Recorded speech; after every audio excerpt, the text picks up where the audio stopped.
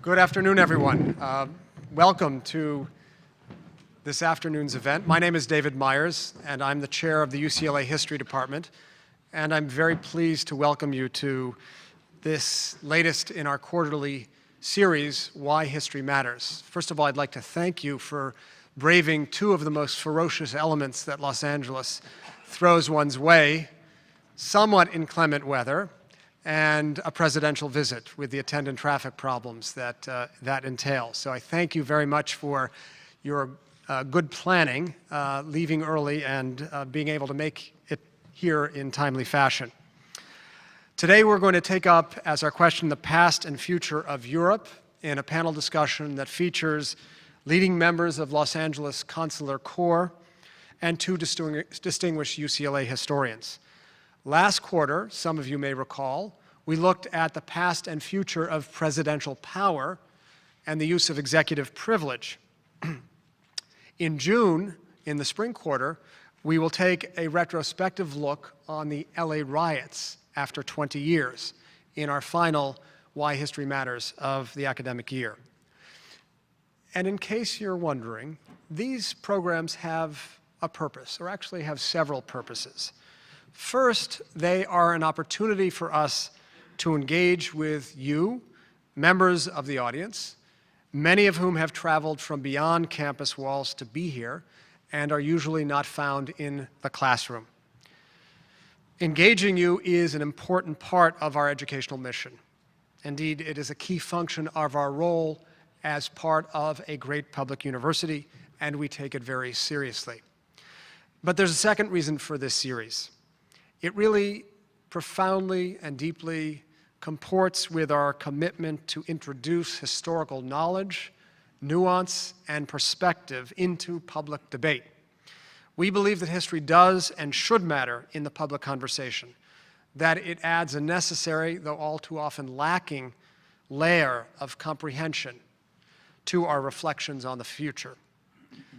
Conversely, we believe that history, the practice of history itself, is both leavened and enlivened by its engagement with key contemporary questions.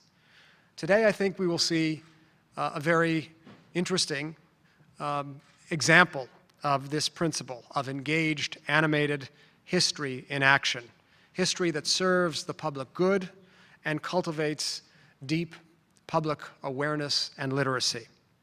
I think that few issues are as topical or as important to today's world than the fate of Europe. And I'll say a few more words about that in just a minute. But I do want to thank those who are responsible for the essential advance work that has made today's event possible.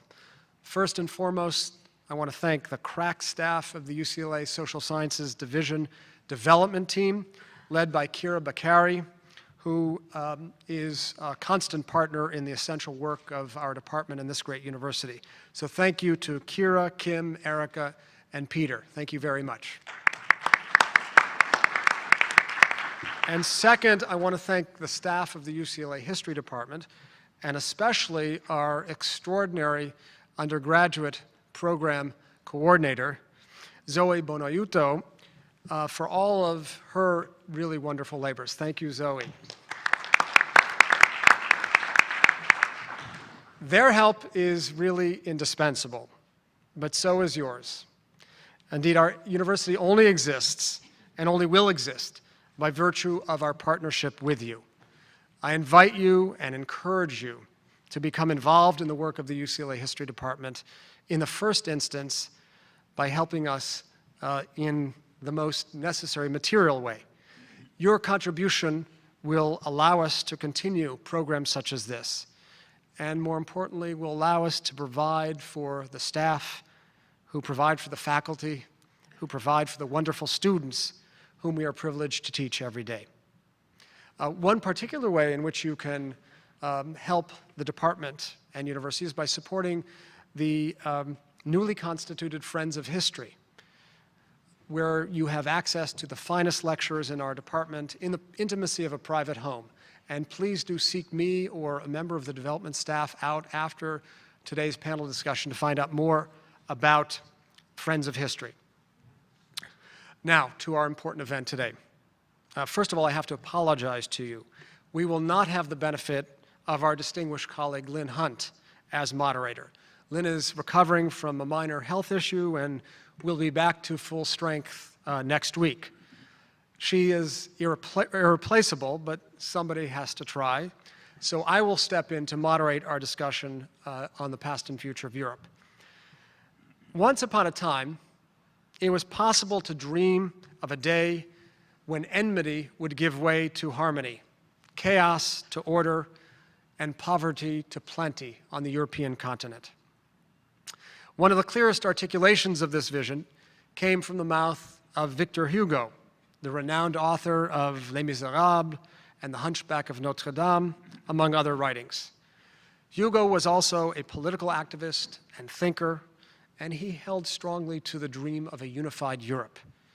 He tells us this in a lecture he gave in August 1849. A day will come when you France, you Russia, you Italy, you England, you Germany, you all, nations of the continent, without losing your distinct qualities and your glorious individuality, will be merged closely within a superior unit, and you will form the European Brotherhood, just as Normandy, Brittany, Burgundy, Lorraine, Alsace, all our provinces are merged together in France. A day will come when the only open fields of battle will be markets opening up to trade and minds opening up to ideas. A day will come when the bullets and the bombs will be replaced by votes, by the universal suffrage of the peoples, by the venerable arbitration of a great sovereign Senate. Hugo's I have a dream impulse belongs to a recurrent aspiration to forge a common Europe, a goal that animated the creation more than 50 years ago of the European Economic Community, the precursor of today's European Union. It is an impulse faintly familiar today, though increasingly foreign. For the strains placed on the once grand edifice of European unity are increasing to the point of collapse. Will the edifice survive? If so, in what form? Indeed, what will be the face of Europe, of the European Union, in the next generation? Will the period from the Maastricht Treaty of 1994, which really created the European Union and the euro, be regarded as an all too fleeting golden age moment? These are the questions that Europe faces today, with Greece finding itself on the front line of the battle. We note the unrest on the streets of Athens and other cities as the European financial establishment demands austerity measures from the Greeks. We note the tensions between Greeks and Germans, as reported in today's LA Times. And we wonder about the future of these tensions, just as we wonder about their historical roots. I think there can be no more appropriate group of people to address these questions than our distinguished panel of experts. As I said, 2 historians with whom we will begin, and 3 leading diplomats in Los Angeles. And so I will now introduce our panelists in the order in which they will speak. First, I'm pleased to present Professor Yvonne Berend, who joined the UCLA History Department in 1990 after a distinguished career in Hungary, where he served as president of the Hungarian Academy of Sciences, president of the Hungarian Historical Association, and chair of the advisory committee to the Hungarian Prime Minister between 1988 and 1993. He is the author of nearly 30 books, not all of whose titles I will read now. Among the most recent are An Economic History of 20th Century Europe, Cambridge 2006, a book that has been translated into 11 languages, Europe Since 1980, Cambridge 2010, and a book on which Yvonne is currently working on the 2008 to 2012 economic crisis of Europe. Welcome, Yvonne. Thank you. Our next speaker is Professor Peter Baldwin, who joined the UCLA History Department in 1990. He is a leading figure internationally in the field of comparative history, especially of Europe and the United States. Among his major works are the following books: The Politics of Social Solidarity, Class Bases of the European Welfare State, Cambridge 1990, Contagion and the State In Europe, 1830 to 1930, also Cambridge, 1999, and I can assure you that not all members of the history department at UCLA must publish their books with Cambridge, though it may seem that way. Disease and Democracy, the state faces AIDS in the developed world, University of California, 2005. And relevant to our conversation today, The Narcissism of Minor Differences, How America and Europe Are Alike, Oxford, 2009. He's currently working on a comparative history of intellectual property, tentatively entitled Author versus Audience, The Divergent Political Ideologies of Intellectual Property in Europe and America. Welcome to you, Peter. We will next hear from the Honorable Elisabeth Fotiadou, the Consul General of Greece in Los Angeles. Ms. Fotiadou is a graduate of the National School of Public Administration in Greece and studied law at the University of Thrace. She served as the Consul General in Sydney from 1995 to 2000 before transferring to the Greek Embassy in Washington, D.C. In 2009, Ms. Fotiadou was appointed Consul General of Greece in Los Angeles. Welcome to you, Consul General. Our next speaker will be the Honorable Wolfgang Drautz, who has served as Consul General of the Federal Republic of Germany in Los Angeles since 2009. He is the highest-ranking German government official in Southern California, Arizona, Colorado, Nevada, and Utah. Mr. Drautz previously served as Consul General in Chicago, and we are very pleased to welcome you here today, Mr. Consul General. And last but surely not least, I'm pleased to introduce the Honorable David Martinon, the Consul General of France.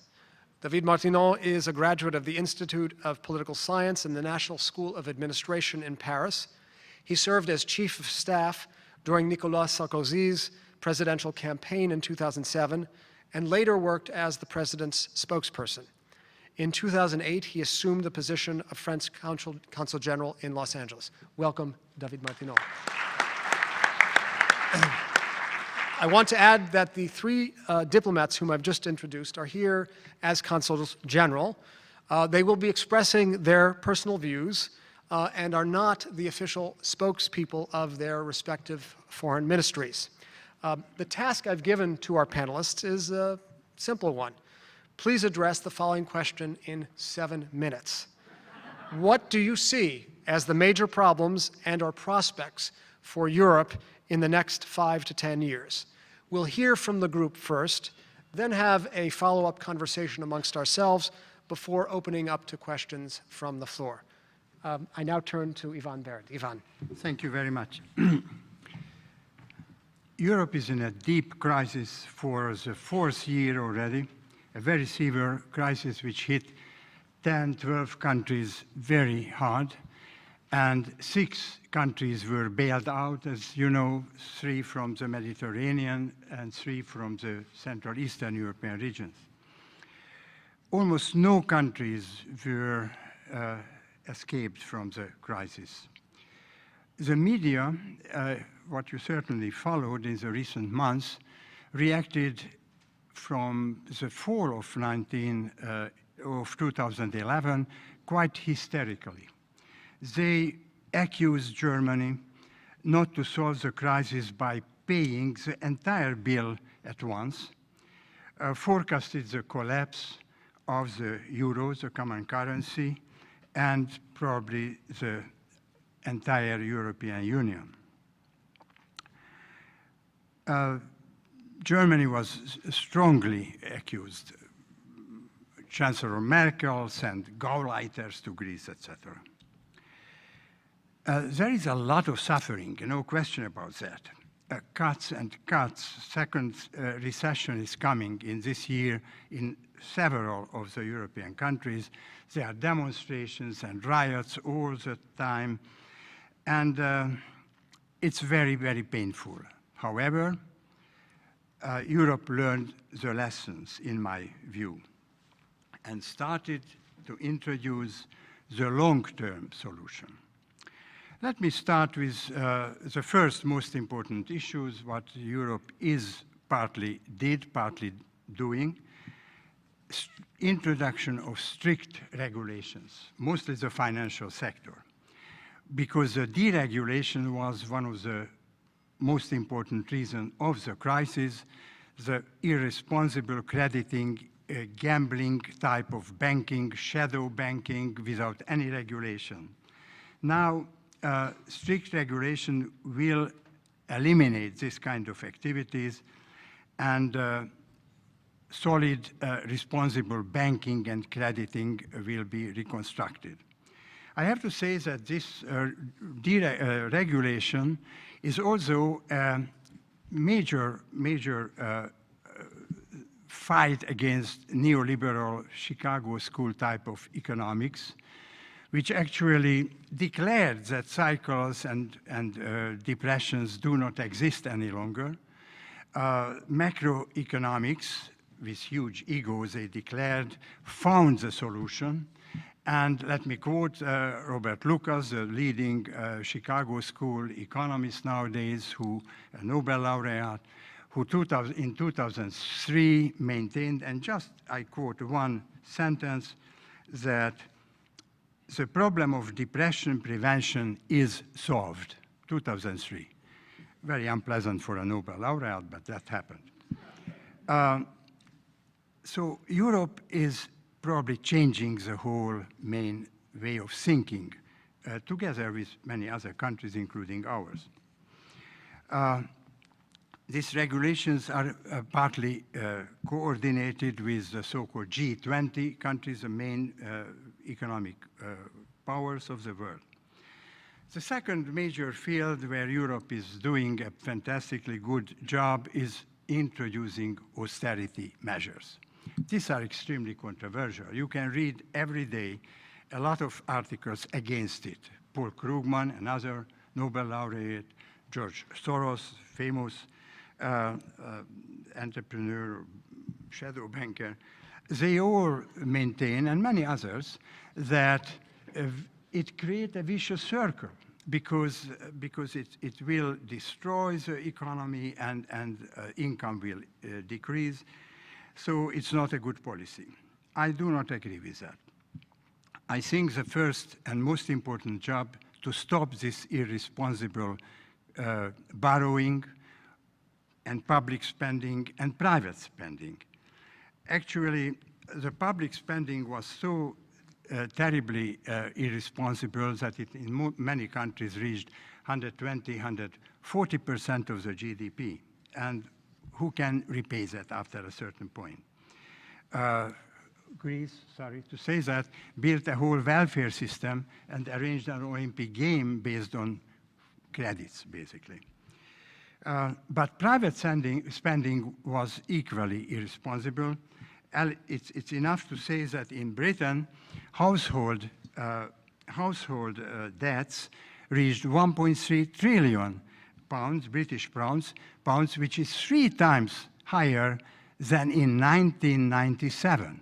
Actually, the Greece household debts is 2.5 times higher than 8 years ago. And the Lithuanian is 5 times higher. So it was an irresponsible family household borrowing and spending. And with an average of 60% of income level in the European Union, practically established an American living standard. American dream, house ownership is 67% in the United States. It's 80% in Spain and Ireland, which were poor countries 1-2 generations ago. Now, had to stop this. And I think forcing austerity works.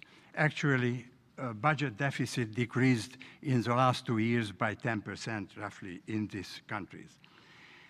Europe has to learn not to live beyond its means, and this is a way to do that. Of course, austerity measures alone, not enough. It might be counterproductive. After a while, it has to be combined with a kind of stimulation of economic growth to increase income level. And I think it will come. First, fiscal order second economic growth.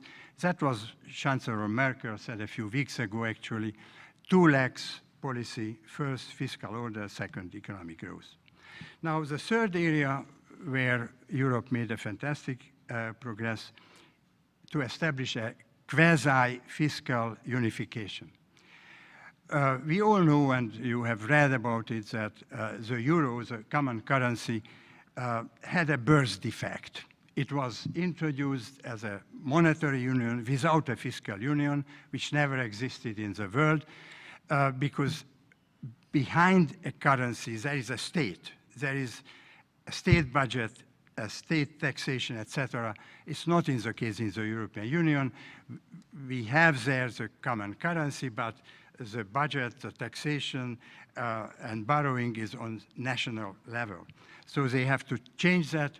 And because the austerity forcing all the countries, now it's basically accepted, except Britain and probably the Czech Republic, but all the other countries accepted this rule, and it will be a constitutional law to create a fiscal, quasi-fiscal union, which is a very, very major step because that's the most important part of a national sovereignty.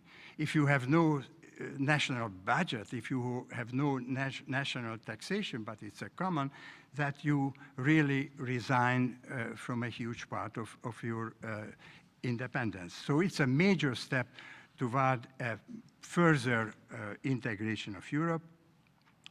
And actually, probably they will also strengthen, and already strengthened, several supranational institutions which did not exist before, like supranational financial supervision of all the banks in the Union, and the financial stabilization mechanism, a kind of European IMF, which can help difficult countries in difficulties.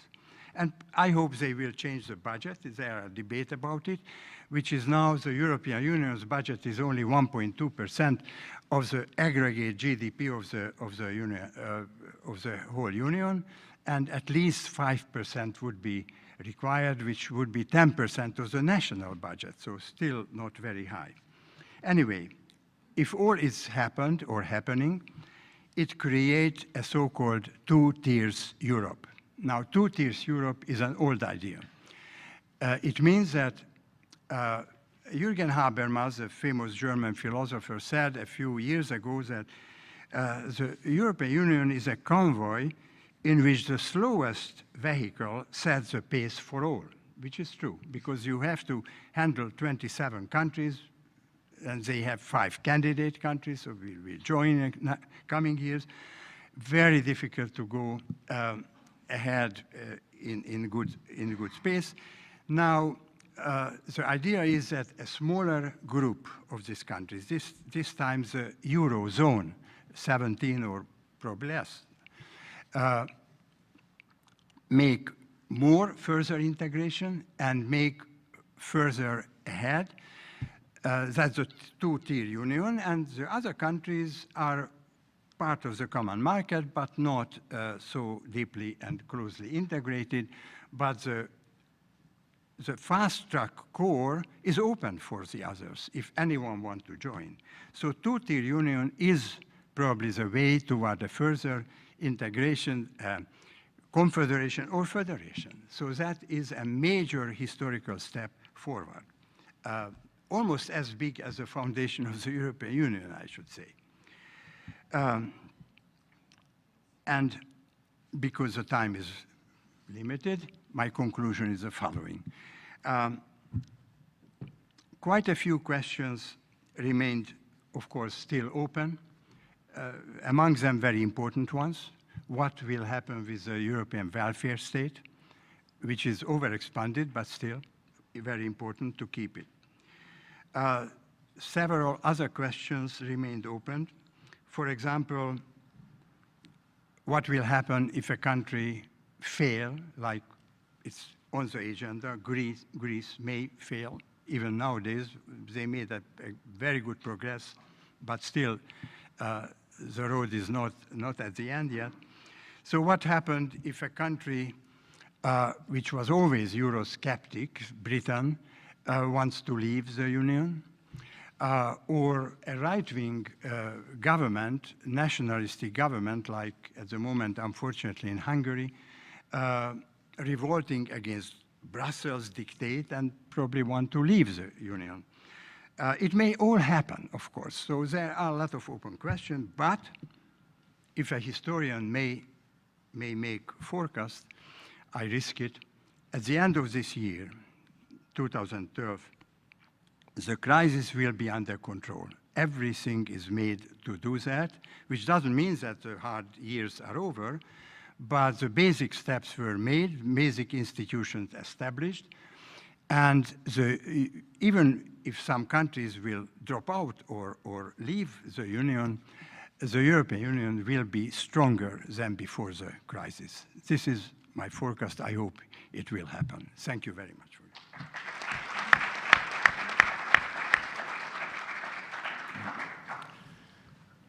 Is this on? Well, it may not have sounded like it, but Yvonne just gave you an optimistic view. Neo-regulationism, austerity, fiscal unification. I'm a bit surprised to discover this, but he set me up for a classic role. He's the good cop. I'm afraid I'm the bad cop. I want to give you a broad background view, the big picture behind the immediate financial crisis that may, to judge from the headlines in today's papers, be on the verge of expelling Greece from the EU body politic and possibly leading to the disappearance of the euro altogether, and of course all the various catastrophes on the international markets that will follow that. And I have 4 points to make. First of all, the EU is much more economically variegated than is commonly realized. The Eurozone is more stratified by country than the US, and its regions are much less economically integrated. Delaware is twice as rich as Mississippi if you look at GDP per head, but Luxembourg is almost 8 times wealthier than Estonia. By way of comparison, Mexico, joined to us, of course, in NAFTA, has a per capita income about 1/5 of the American, which is more or less the ratio that you find within Europe between Luxembourg and Portugal. If you wanted the same stark disparities you find within the EU in economic terms, the United States would have to be in some sort of federation with a country as poor as Guatemala. And in that case, if we were, Americans might better understand the problems faced by the EU. Point 2, even drastic regional divergences were not insurmountable so long as the EU was only an economic, a customs, and a trade union. Each bucket stood on its own bottom. But in 1999, the EU became also a monetary union, and there our troubles begin. It is, as Yvonne has already mentioned, the only monetary union in the world that's not also a fiscal union, and a big part of the problem is precisely falling between those two stools. As a monetary union, it had eliminated one of the most powerful tools of economic adjustment among its member nations, namely currency devaluations. They were ruled out, of course, by the straitjacket of the euro. But precisely because it's only a monetary union, the EU has few other tools with which to deal with economic shocks. Its own budget, again, as Yvonne has mentioned, is tiny. It amounts to some 120 billion euros annually, compared to 800 billion for the French, or almost 4 trillion in this country. It does channel some monies to public works, sometimes with an eye to regional development, but nothing really amounts to anything compared to the equivalents in this country. Think of the TVA and the interstate highways, think of the NSF and NASA, think of FEMA, or think of the billions that course through the American economy with each financial crisis. Think of the 12-figure sums that were channeled to Texas alone back in the S&L debacle in the 1980s, or think of the even larger sums that have been flowing through the economy to help bail out Detroit, New York, Connecticut, and so forth through the TARP program. There are simply no European equivalents. In the 20 years from 1990 to 2010, federal taxing and spending in this country imposed a net transfer on the state of New York to the rest of the Union of $950 billion. That's an average of about 47 billion annually. By comparison, Germany contributes some 8 billion euro net to the EU. The other side of this coin is that as a recipient, Mississippi received twice its annual GDP from the rest of the Union over this period. Had Greece received something similar from the EU would have paid it $38 billion annually, but in fact, Greece's receipts, net receipts from the EU, are about $3 billion every year.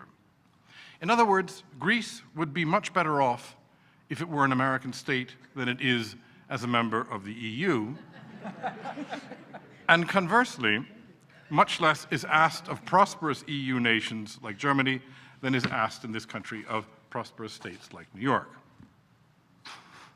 Point 3, the Greeks went on a borrowing spree effectively because no other tools in the EU workshop were at their disposal.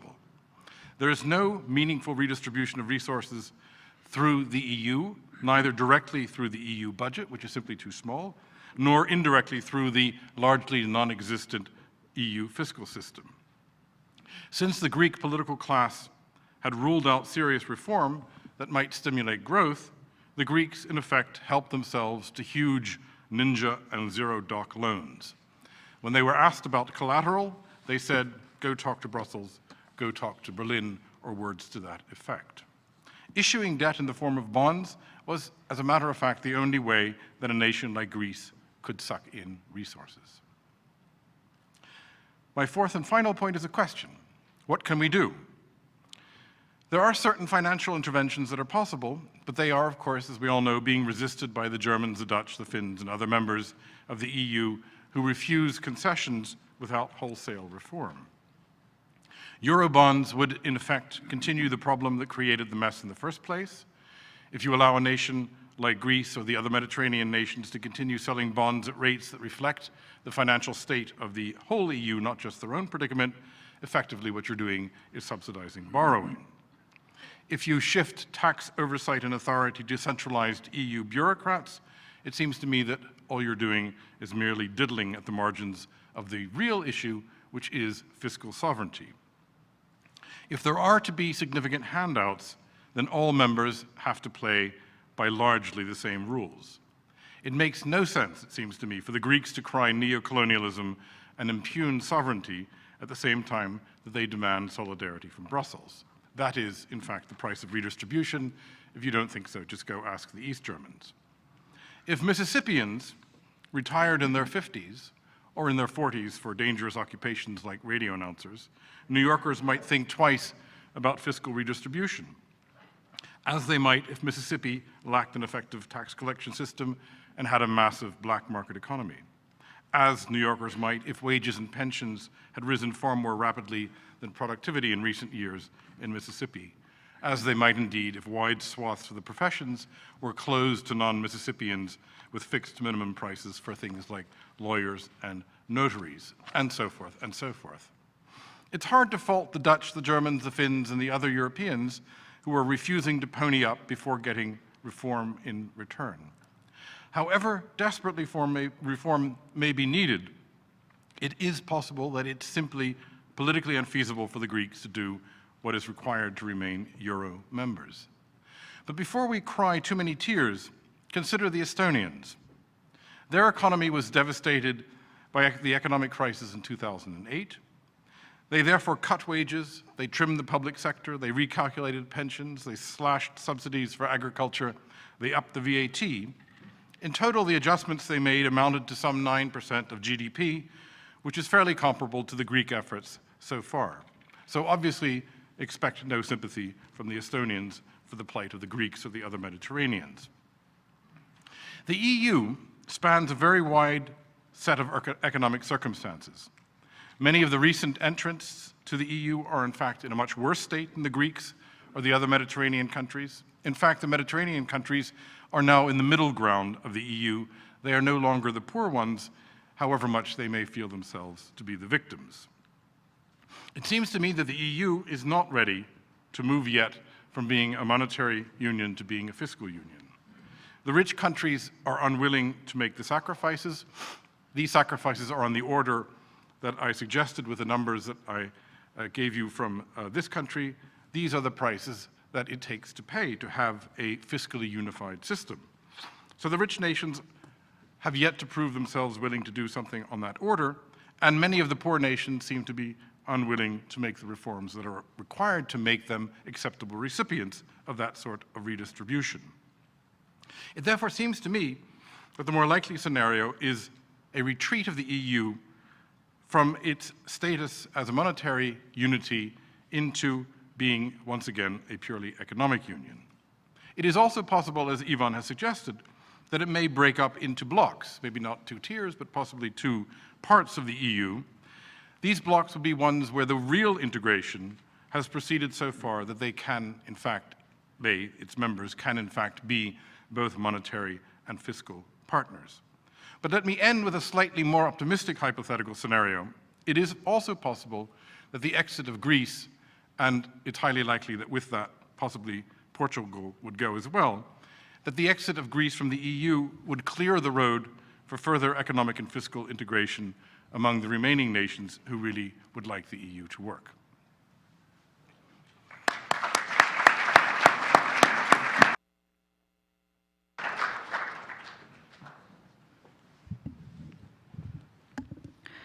My turn. Thank you for the invitation to be a part of the United States. We'll think about it. So I believe that everybody expects me to talk about Greece, since we make the front pages lately, together with Germany, but for different reasons. So let me refer a little bit to the crisis in Greece. After many years of prohibitive borrowing, with entry to the Eurozone, easy credit conditions encouraged lending. At the same time, growth was minimal. We imported 3 times the value of our exports, and we had a high deficit. There was a lack of balance between government revenues and expenses. We reached a level of debt which was unsustainable. Therefore, the financial markets were no longer willing to finance the Greek economy at reasonable rates. At this point, we sought assistance from the European Union and the IMF. However, at the time, the European Union did not have the mechanism to confront this kind of problems quickly and efficiently, and had to invent it. In 2010, the European Union and the IMF provided Greece with a loan of 110 billion euros, accompanied by a package of austerity measures, plus measures aimed at restructuring the Greek economy. A second loan of 130 billion euros, accompanied by more austerity measures and structural reforms, was initially approved, and we are waiting for the final verdict on Monday. Taking into account history, now we come to Europe. That was just the introduction. Europe, if you remember, the modern Europe started after World War II. And what was the first move? It was with our French, Italian, and Benelux friends, we started the Martinon Union, the union of coal and steel, because we thought we overcome the wars of the past by creating a union. Steel and coal were the basis for weapons industries, for armaments. So these wise old men after the war from France and Germany started with the coal and steel. And then we had, of course, the American friends with the Marshall Plan. We built up the economic union. And sooner or later, we started enlarging this union of 6. Today we are 27, I would say 27 and a half, because Croatia joined recently and is soon a full member. So when Greece and Spain and Portugal joined, and they are today at the focus of the crisis, there was a political reason. We all knew in economic terms, in competitiveness, they cannot compete with the Netherlands or with Britain or Germany. But at that time, when you go back in history, the 3 overcame the history of totalitarian military regimes. We had Franco in Spain, we had the colonels in Portugal. They just got their freedom from their regime. So there was a political reason to take them into the European Union, and we didn't bother about financial and economic reasons. They are part of the family, and they will stay part of the family, independent if their debt is millions or trillions. I'm not good in figures anyway. So where are the real problems of Europe? And I think the real problems are not the millions or billions and who pays for it. They are more, we need to convince the young generation who have not known of the past of the Cold War that Europe is important, essential for all of us, for our peace, our freedom, our prosperity. So the next, so to say, political problems are, of course, to bring structural reforms, to bring stability, and overcome this short-term, because I consider this a short-term crisis. But we must think in the future, and the deepening of the existing union is, of course, the major task of our days. But look at the map. There are still neighbors in Europe who are waiting. They are waiting to become members of the club. I mentioned Croatia. The next one will be Serbia. Look what we do maybe with Ukraine and with Belarus. What do we do with Russia? Europe must find some kind of living together with Russia on the continent. What do we do with the southern rim of the Mediterranean? Because you see the influx of refugees, of asylum seekers across the Mediterranean coming into Europe. These are very serious problems of the future and have nothing to do with 1 or 2 billion transfer of money from one state to the other. This is certainly a problem, but it's not what I consider the real issues for Europe in the future. We have the general problem of the future of nation state. As you heard from our colleagues here to the right, we talk about sovereignty, about transfer of sovereignty to Brussels or to somebody else, but it goes away from the nation state. So my question is, what will be the role of the nation state? We in Germany, we learned from our horrible past, I must say, that we cannot go it alone anymore. And we can also not become the bully, the big bad guy in the center of Europe. You know, your former Secretary of State, our Kissinger, said sometimes Germany is too big for Europe, too small for the world. This is the German problem. And in fact, we are possibly the most pro-European country in Europe because we overcame the division of Europe by being member of the European Union and by having the consent of all our neighbors. It was the first time in history that borders changed in Europe without bloodshed. So we are inclined to give up sovereignty to Brussels or to the supranational. But look at the map, we have new members, let's say Slovakia or Poland. They have just gained their freedom. They are in a way still nation building and want their national sovereignty to keep it and speak about dignity and so on. And that is very hard if you tell them now give up your fiscal or whatever taxation sovereignty to Brussels, to another body. So I see the problems of Europe is more about these basic principles. How do we live together? We know we need each other. We cannot survive in a globalized world, single states. It's simply not possible. The problems are global. I mean, climate change, terrorism, energy, whatever you take, it cannot be solved on a national level. So Europe must get its act together. We have also, of course, a different social system. It takes a long time. I'm convinced that all what we talk about here is not a matter of 1 year. And I'm very happy to hear Professor Berend. He says at the end of the year, 2012, there will be. I think it's a matter of a generation or longer, because we have experienced German unification, how long it takes to bring one part of a country into the common new country, and it took billions, 100 billions per year of transfer money from West Germany to East Germany, former East Germany, and it takes a generation to change the mindsets of the people, and only the young generation will bring up a new mind.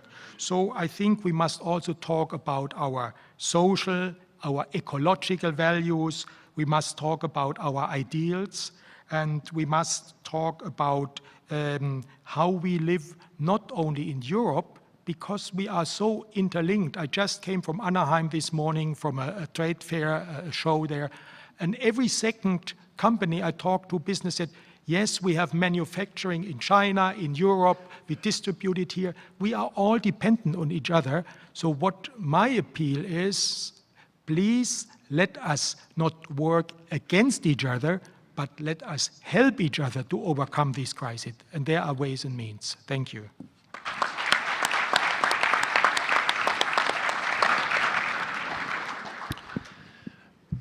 Well, I guess being the fifth speaker requests some imagination.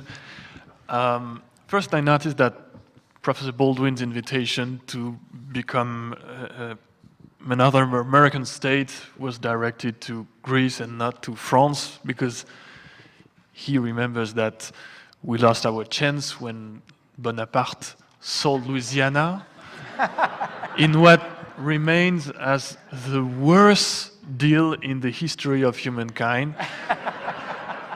But anyway, you don't want France into the United States. I can tell you, you already have Texas. And Louisiana, and so it should be okay. I think to answer your question, David, we have to refer as the goals of the European Union and what have been cited by my colleagues. Peace and stability and prosperity. As Wolfgang said, when it comes to peace, what do we have now in Europe? We still have a few situations. We still have a crazy guy in Belarus, and that has to be edited, by the way. We still have a situation in Ukraine. And by the way, the Orange Revolution was not so old. We still have a situation in Cyprus, which is peaceful but not settled. We still have internal problems in Ulster, in the Basque Country, in the northern part of Spain, and we have a situation in Bosnia and Kosovo, which is kind of peaceful, but not completely settled. But if you see what happened 15 years ago, we had a horrible war in the Balkans. That's 2 hours flight from Paris, 1 hour's flight from Athens. That was 15 years ago. We managed to have Slovenia entering the EU. We have Croatia, the people of Croatia said yes last week, and they will join us next year. Serbia is building something that looks like a real democracy, and that's something for Serbia. And Bosnia has a huge challenge in front of itself with the necessity of building a nation that is complex with 3 different cultures, 3 different religions, 3 different peoples in a way. But if you have an eye on the starting point, and Wolfgang told about the Vendor Museum in Culver City, well, if you go and visit it, you will have an idea of what it was to live in Europe in the Cold War. And so you can think we still have a lot of issues, but frankly, if you see the long history, well, it's nothing. Basically, it's nothing. There is no war in Europe, and there are still a few countries that are not exactly democracies. I haven't been told about. I haven't spoke about Moldavia, but again, who even knew about Moldavia 15 years ago? Now it's a state that tries to be a sovereign state. When it comes to peace and stability, we've done huge progress in Europe. Prosperity, that's the other issue. Yes, I've been told that there is a financial crisis in Europe. We can discuss that. That's our job, by the way. We are paid to say that there is no financial crisis in Europe. So you won't hear that in my mouth. And, well, first of all, we frequently asked if the euro has a future. Yes, it has. There will be the euro for the coming years, and you should have no doubt about that for 4 reasons. First reason, as Professor Baldwin said, it was more of a political decision than an economic decision. And sorry, you said that. And that's absolutely true. So it has its weakness and its strength. We don't want to come back on that. It's a political victory, it's a political success, and we don't want to come back on that because we've come a long way. Second, European consumers are used to the euro. They are used to travel in Europe using the same currency, and that's even a part of the European identity now, and we don't want to come back on that. Third, it would be extremely difficult, okay, let's say possible, but extremely difficult to come back to national currencies only because it would be really extremely complicated to write the assets that are written in euros, to write them back in the Deutschmark, on the French francs, etc. Maybe possible, but it would be a huge mess. It would take years to recollect the data, etc.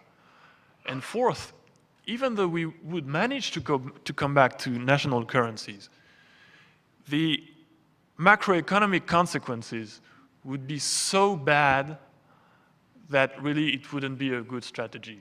First, because the immediate effect in countries like Italy or Spain would be a depreciation of their currency that would lead to an immediate hyperinflation. And in the meantime, basically in Germany and in some of the northern countries of Europe, there would be an immediate appreciation of, for example, the Deutschmark that would lead to a strong recession. And we definitely don't want to see that and to go through that. So Professor Baldwin talked about the future of Greece into the Eurozone. Believe us, we don't want to start a contagion effect. And dealing with the Greek issue like that would lead immediately to question the future of Italy and Spain and Portugal and maybe France one day. We don't know. The markets are not always rational, and that would raise the question of their belonging into the European currency, and we don't want that. So that's for the current so-called crisis. The main issue, I think, to ensure peace and stability in Europe is to build rules that would be efficient, meaning the main question in Europe for quite a long time now is how do we make decisions quick and efficient now that we are not only 27 but 28 next year. That's the main question. And if you see the history of the European Union and the European project, we have good reasons to be optimistic, because Europe has been through crisis almost every year, and we like drama. We like drama, especially in the South. Our Greek ancestors invented theater, and thanks to them, we have Europe now, and thanks to the Greeks, by the way, we have Europe and we have America. And so we like drama. We like, and by the way, we're in Hollywood, so I think this is well understood between us. So every crisis is seen as extremely dramatic, and it always is. But every time we find a way, we find a solution. We change the treaties. Yes, we change the constitutional treaties. We change them almost every 5 years, and it works. We change the rules. And yes, definitely the next target is to build a European common tax policy. And it's difficult. It's difficult because we have our own constitutional laws, our own constitutional ways of building our budget. We have our own parliament, and you know what it is to have a Californian parliament who votes or who tries to vote a budget every year, you know that we have the same problems. But hey, I may conclude on that. You should remember your own history. We've started building the European Union in '57. You quoted Victor Hugo, so that may add another century. But that was the first thought. When was the American Declaration of Independence voted? 1776. When was the end of the Civil War? 1866. You had 10 years of occupation of the southern states by the Army of the Union. Before that, correct me if I'm wrong, before that, the states, the founding states, were seen as sovereign states. Well, in Europe, we still are sovereign states, but as Wolfgang said, we've worked on that, and the supranational part of government is becoming bigger and bigger. So we'll see in a few years. But I think we haven't been doing too bad in the recent years. Thank you.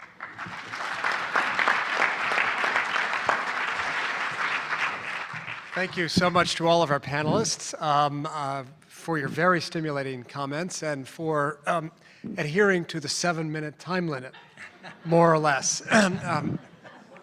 We will not give you the purse strings of the European Union to count. I want to pose a couple of questions that emerged out of your remarks. And I guess I'm interested in this last comment that David was offering up about the need to give time to efforts at unification.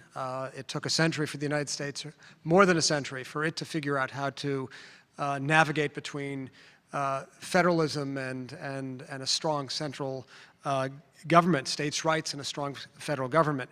But there's sort of a larger framing that I think might be helpful to stimulate our conversation.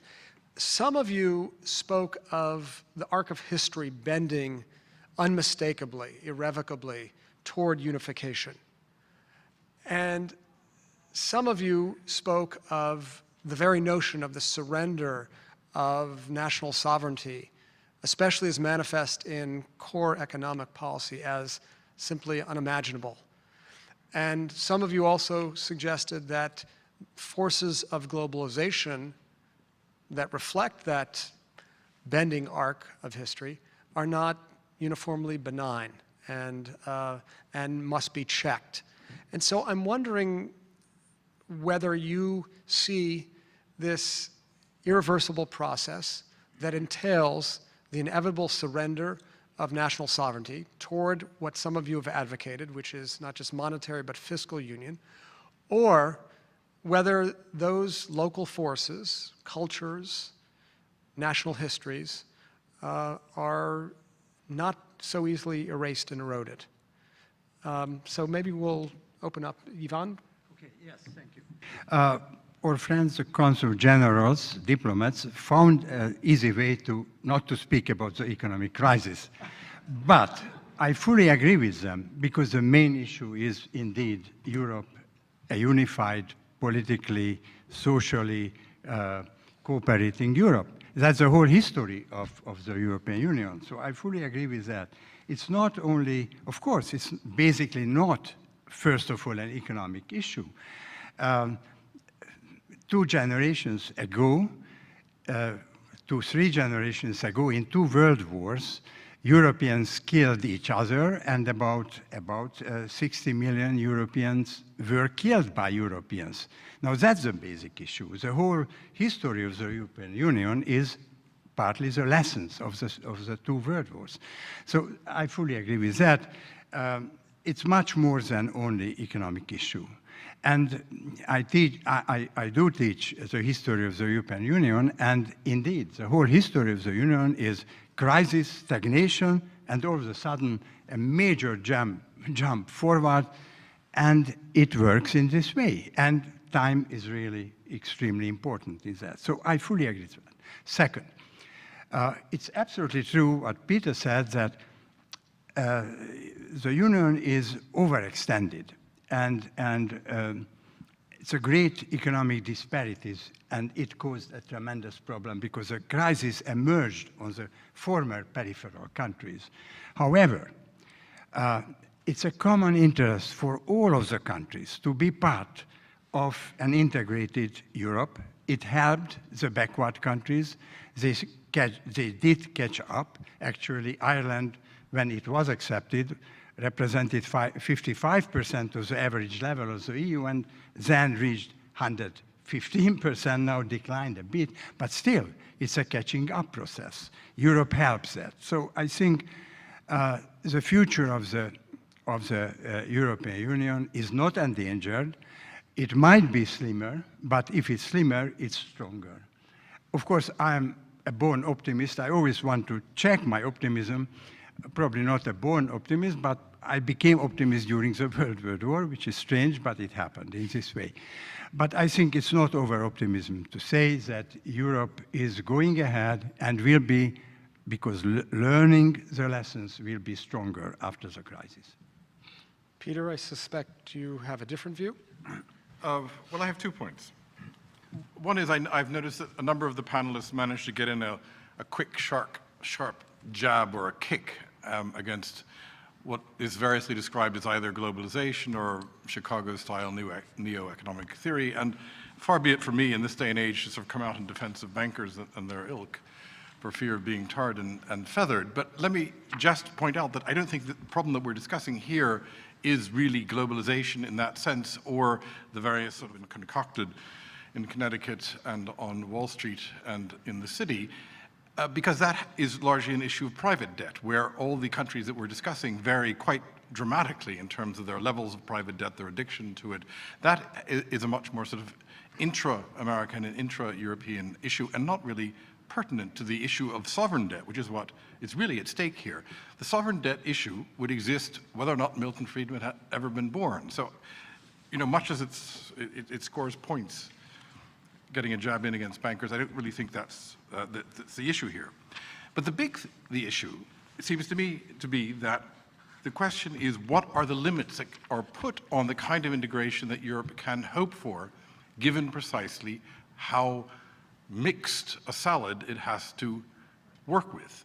We were lucky in this country insofar as real integration, in a sense, preceded monetary integration. By the time we sort of finally had one currency after the Civil War, we were essentially more or less as really integrated as Europe is now, and perhaps in many respects more so. So we didn't have to fight the same sorts of battles.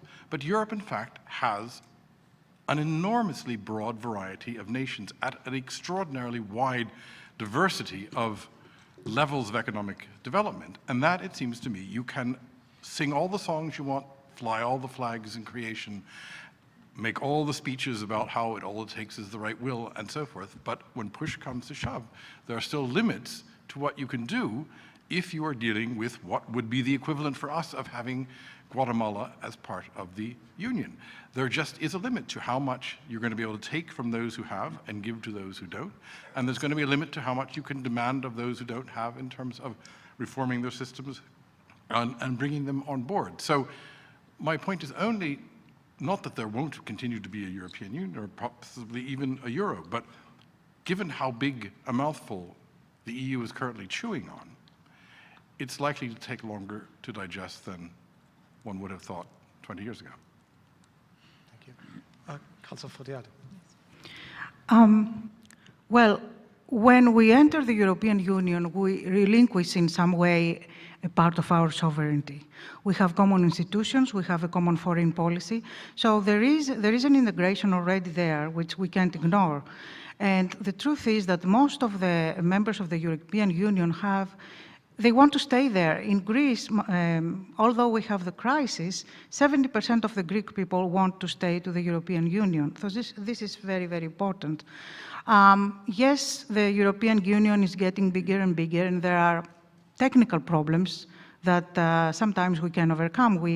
We are sitting around a table speaking on the official language of the Union, which is English with an accent, and we try to find a common denominator, and it is not easy, it's hard. But I think that the important thing is that we want to stay there. So. Thank you. Wolfgang? Yeah, I think I was the one who came with this sovereignty and transfer of sovereignty. My question is really, in the future, where will be the power in this world? Will it be with national governments? Will it be with supranational entities? Will it be with business, with money? Because when you look at here in Huntington Beach, there is a company, PIMCO. They manage $1.4 trillion. $1.4 trillion. I don't know what the national product of many of the member countries is. Or Los Angeles has a product, an economic product of, it would be, I think, the 15th in the world if it would be an independent state. So where in the future is the power, and in Europe, to come back to the crucial question, we compare, and we heard it here from the panel, often the US and the EU. I think you cannot compare apple and pears.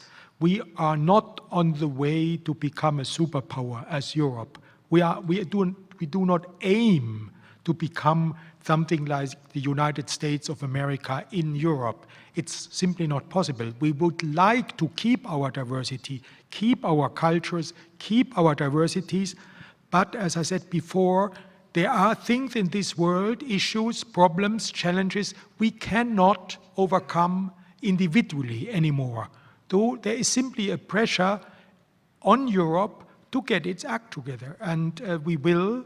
And we are not far advanced. It's a long, long way. Giving you 3 brief examples. Kosovo, my colleague David mentioned it. We don't have a unanimity on Kosovo in the European Union. The war, or whatever you call it, with Libya, we didn't have one European unanimity. Some went to war, some didn't. We sit next to each other. We have a building up a European foreign service. You don't hear much. It's Lady Ashton. She is, so to say, the foreign minister of Europe, but we have not the same, in all issues, the same status yet. Look at the United Nations. We think the United Nations does not represent realities in this world anymore, the Security Council. We have members, we have nuclear powers in the Security Council, we are not.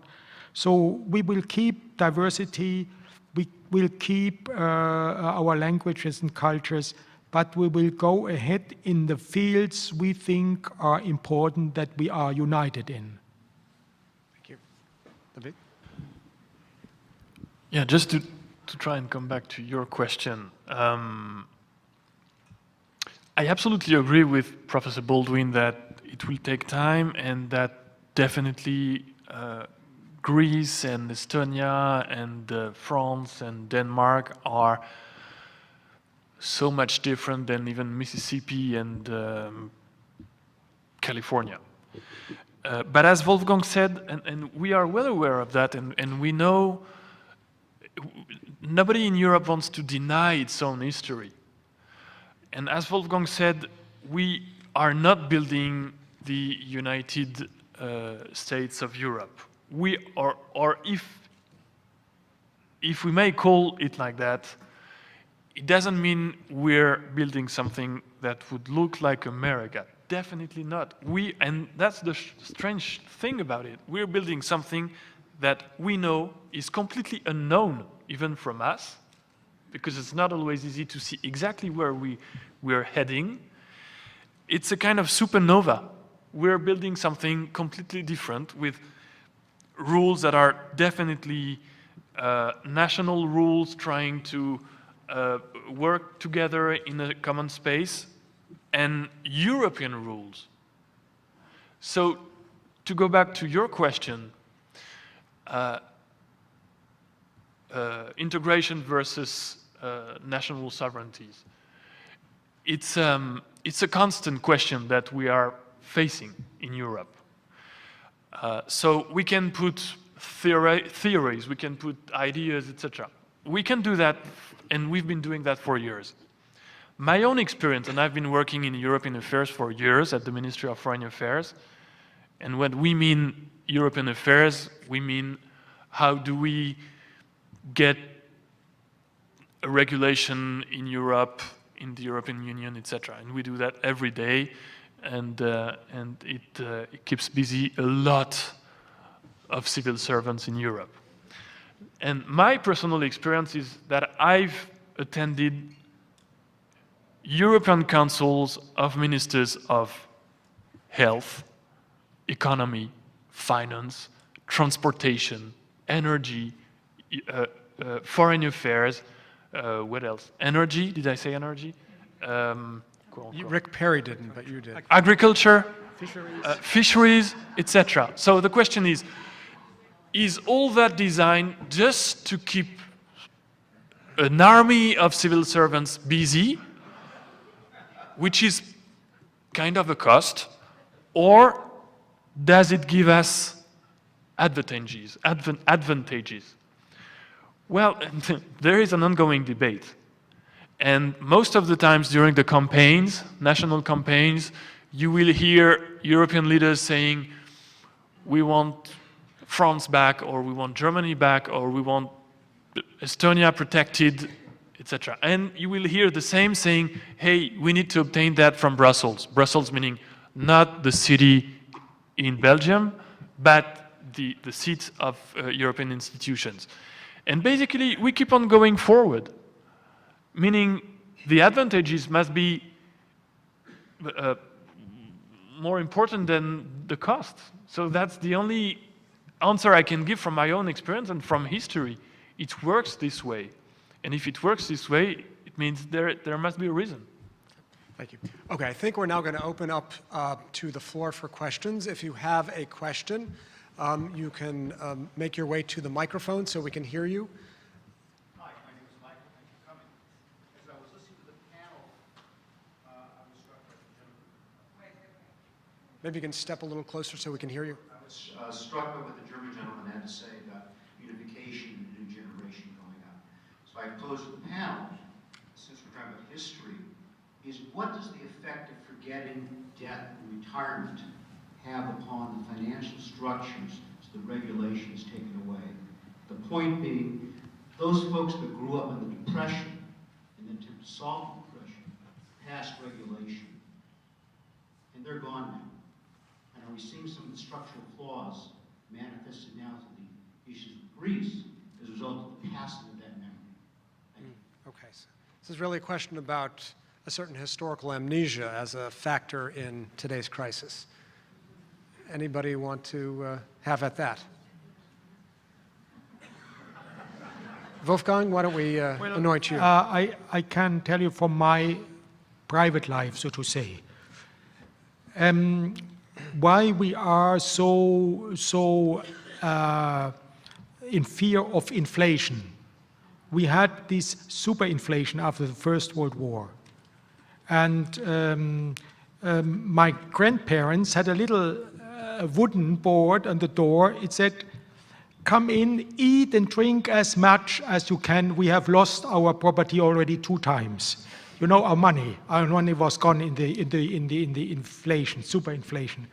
So we had,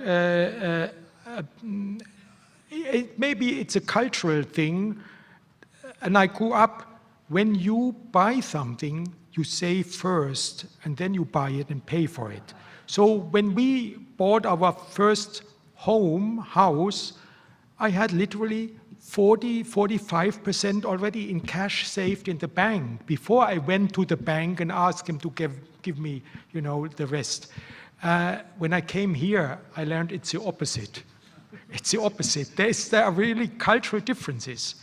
And So history on the one hand, and these cultural differences makes it difficult to bring a financial crisis under the same heading. Yvonne? I just want to say that in German, debt and sin is the same word, Schuld. It's, that's a cultural heritage in many ways. I think it's a very important one, and it works. Thank you. Sir? Sin. So I listened to 5 speakers, and 4 were pretty optimistic, cheery, and Peter, I just didn't get the memo that said keep it light and make sure that the audience leaves happy. But I think that your analysis, Peter, is smack right on. I think that you haven't even addressed all the problems of Europe. You've addressed some of them, and they're not bad. They're like Armageddon style. So you've talked about that. What I want to ask you is about America, because I see what's going on in Greece as the harbinger of what's going to happen here. You have Greece with the deficits, with the trade deficits, with the debt, with the unemployment, with just everything is dysfunctional. And I look at our country, your country. I'm from Canada, actually. But I look down at the States and I see everything's unsustainable and you're going in the wrong direction. You want to talk about that at all?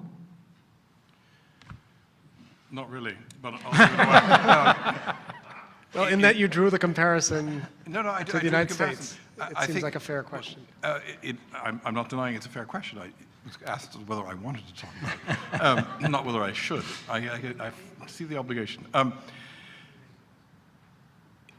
It seems to me much of it has to do with simply how much, how gray, how before it becomes black. And no doubt, yes, we're highly indebted. Our consumer debt especially is off the charts. Our the exchange, much more comes in than goes out. And our unemployment is higher than it used to be. It is mercifully nowhere near what the Greek rates are. Of course, it could become that, in which case we would be really up the creek. But we're not yet. And so the best I can plead is perhaps from sort of the vantage of full employment Switzerland or someplace like that, or Singapore. I'm groping for the country, the area that's in the best possible financial shape. It might be Sweden these days, I'm not quite sure. Some country like that. Compared to that, yes, we're closer to the Greeks than we are, than not, if the Greeks, in this case, are being held up as the whipping boy for how bad it can get within the OECD. But by other measures, it seems to me we're far enough away that we don't quite have to drag out the whip and start applying it to our backs yet.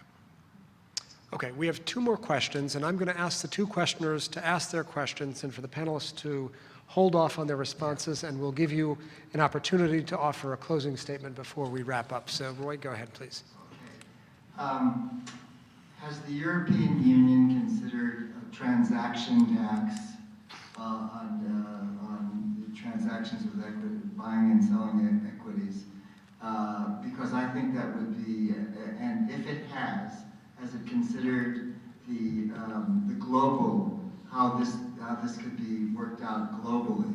Because a transaction tax would have a lot of, would first of all provide an immediate source of revenue, and it would discourage speculation. It has a lot of good features. So I'd like to hear what you might say about it. Great. So the first question is about the wisdom of a transaction tax in Europe. Please. I have 2 questions. The first one may be unjust, but why doesn't a country like Brazil adopt a country like Portugal? Help solve their problems. Common background, common language. Okay. So I took the pressure off Greece. Second question, we talked about pieces of former Yugoslavia. What about Turkey? Turkey is going to be a major factor in the European Union going forward. It's an economically powerful country. It seems to be a political problem. What's going on? Okay. Thank you very much. Wolfgang, please. A transaction tax, I think there are initiatives, and many people think it's good. Some say it's not good. Those who are against it on the other side of the English Channel. The City of London, of course, does not want this because for them it would be loss of business, and the general principle is how much do you have to regulate the banking sector. Anyway, we think about it because there are a lot of business in this world made by speculation. In nanoseconds today, the computers react and shovel billions of dollars around the globe. I was in Chicago before. When you see, it's not on the floor where these people, you know, gesticulate. It's upstairs where the computer decide in a millisecond where to go. So transaction tax is an issue in Europe. Brazil, Portugal. I was many years, 40 years ago in Brazil. You know, it would mean the colonized country helps the colonizer.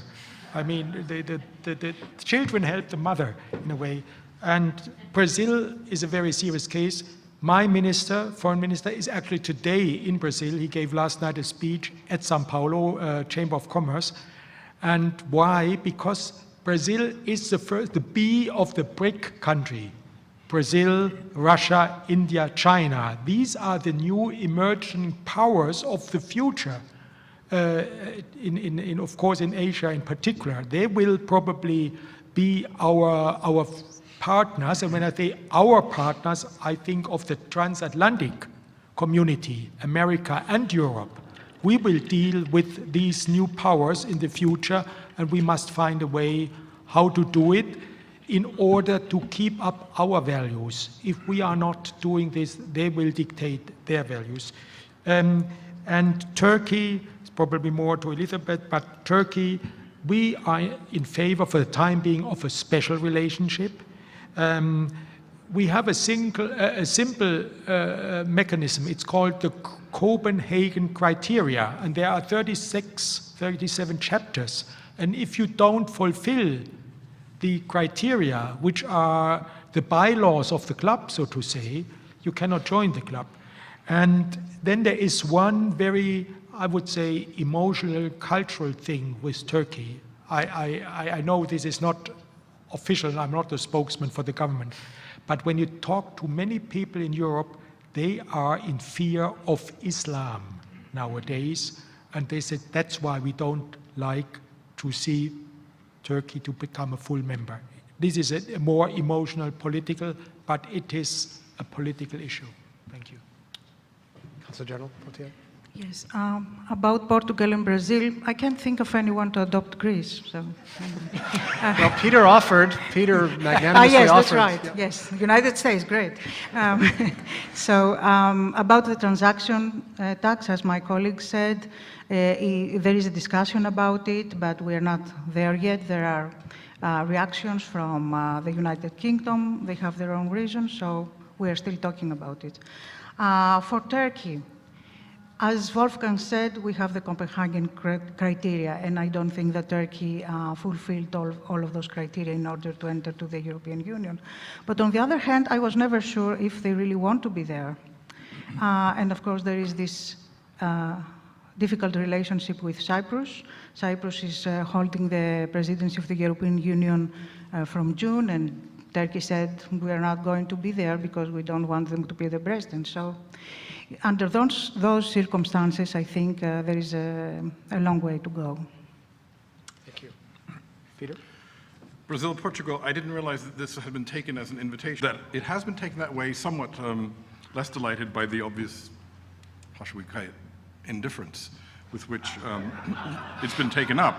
As for Brazil and Portugal, you know, the problem there is once we start thinking in those terms, where do you stop? We have more Swedes than the Swedes. Should we adopt them as well? And if 40% of all Americans are of German descent, then we might as well throw in Germany there too while we're at it. The average American is supposed to, statistically speaking, be a middle-aged woman of German descent, so I guess that's... As for Turkey, it seems to me there used to be discussions about Turkey joining the EU. I'm sure they're still simmering somewhere on the very far reaches of somebody's stove, but the Turks seem to be doing just fine as they are, and I doubt very much they're thinking very seriously about whatever advantages they could possibly scrape out of that any longer. Yeah. Yvonne? Okay. Transaction tax. It's on the agenda. Difficult because Britain is opposing it. And it would be great. It's also called Robin Hood tax because it takes a small percentage of this gambling, so-called hot money for helping countries in difficulties. But I hope it will go through.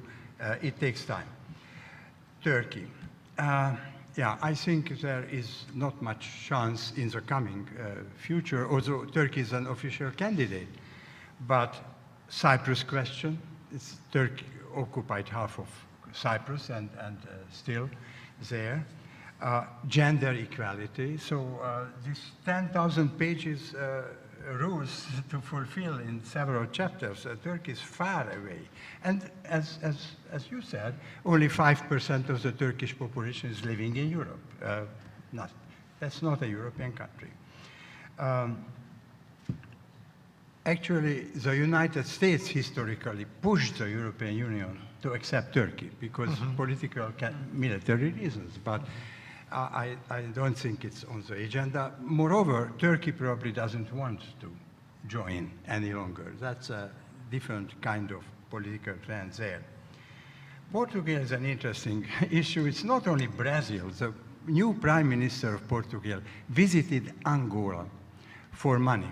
Now, Angola was also a Portuguese colony, but the people are living from $2 per day there.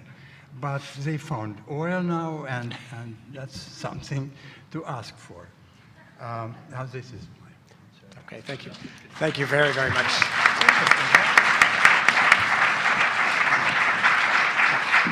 I would like to invite you all to a reception right around the corner. And again, thank you all for braving the elements and the traffic.